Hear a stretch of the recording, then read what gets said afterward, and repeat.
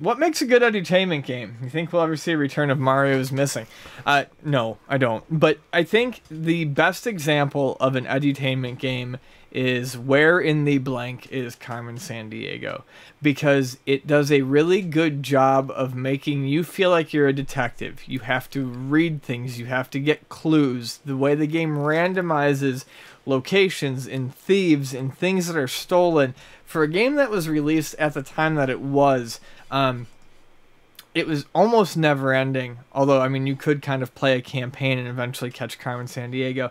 I think that's what makes a good edutainment game, where you're learning stuff and you don't necessarily feel like you're learning stuff. Now, I'm going out on a limb here, but I always have parents come in and their kids want Pokemon, right?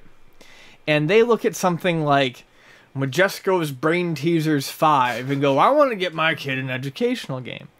And I go, you have to understand that Pokemon is developed for younger age children. The sentence structure is simple. It's repetitive. It teaches kids reading and reading comprehension. It teaches kids statistics. It teaches kids basic math. And while I'm not going to go so far as to call Pokemon an educational game. Please don't. There are lots of educational aspects in it. So any game that is teaching a kid something that they wouldn't otherwise want to learn without them thinking they're learning something is good. And I think Carmen Sandiego is probably the best example of that. I agree. How about those Math Blaster games? All those games from like the 90s? No, see, I think that's...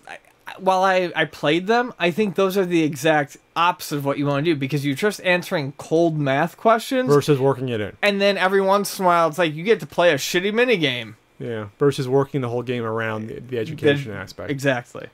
Okay.